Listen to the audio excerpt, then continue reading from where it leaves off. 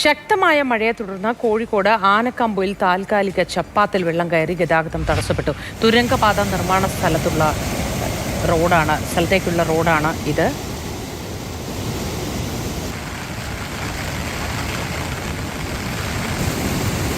കോഴിക്കോട് കല്ലാച്ചി ചിയ്യൂരിൽ മിന്നൽ ചുഴലിക്കാറ്റുണ്ടായി. നിരവധി വീടുകൾക്ക് മുകളിൽ മരങ്ങൾ കടപുഴകി വീണ് നാശനഷ്ടം സംഭവിച്ചു. ഇലക്ട്രിക് പോസ്റ്റുകളും തകർന്നു. താമരശ്ശേരി ചുരം 8-ാം വളവിന് സമീപം റോഡിൽ വിള്ളൽ രൂപപ്പെട്ടു. സംരക്ഷണ ഭിത്തിയോട് ചേർന്നാണ് വിള്ളൽ രൂപപ്പെട്ടത്. രാഹുൽ കെ വിവരങ്ങളുമായി ചേരുന്നുണ്ട്. രാഹുൽ, കോഴിക്കോട് പരക്കെ ഇത്തരത്തിൽ മഴ ദുരിതമുണ്ടാക്കുന്നുണ്ടോ? എന്താണ് വിവരങ്ങൾ? മോത്തി, കോഴിക്കോട് ജില്ലയിൽ ഓറഞ്ച് അലേർട്ടാണ്. അതിശക്തമായ മഴയാണ് എല്ലായിടത്തും തന്നെ പെയ്തുകൊണ്ടേയിരിക്കുന്നത്. ഉച്ചയ്ക്ക് മുൻപ് ഉണ്ടായതിനേക്കാൾ അല്ലെങ്കിൽ രാവിലെ ഉണ്ടായതിനേക്കാൾ മഴയുടെ ശക്തി എല്ലായിടത്തും തന്നെ കാര്യമായ രീതിയിൽ വർദ്ധിച്ചിട്ടുണ്ട്.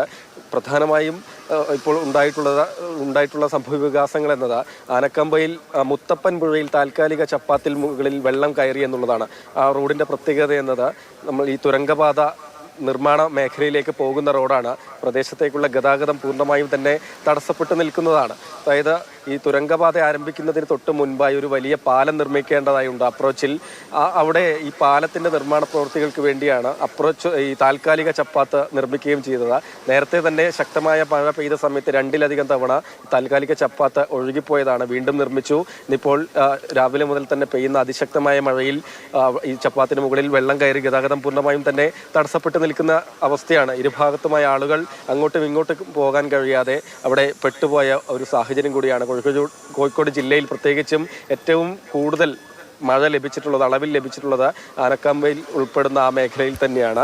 ഒപ്പം താമരശ്ശേരി ചുരത്തിൽ 8-ാം വളവിലാണ് വിധത്തിൽ റോഡിൻ്റെ സംരക്ഷണ ഭിത്തിയോട് ചേർന്ന് വിള്ളൽ രൂപപ്പെടുകയും ചെയ്തിട്ടുള്ളത്. ഇതും മഴയിൽ തന്നെ സംഭവിച്ചതാണ്.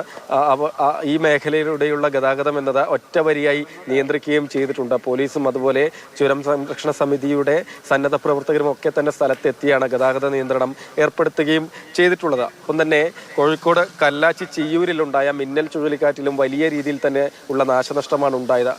മിന്നൽ ചുഴലിക്കാറ്റ് എന്നത് വലിയ ഒരു മേഖലയിലല്ല, പ്രത്യേക ചെറിയ ചെറിയ സ്ഥലത്ത് വളരെ ശക്തമായ രീതിയിൽ കാറ്റ് അനുഭവപ്പെടുന്നൊരു അവസ്ഥയാണ് അവിടെ. തുടർന്ന് നിരവധി വീടുകൾക്ക് മുകളിൽ മരങ്ങൾ കടപുഴകി വീണിട്ടുണ്ട്.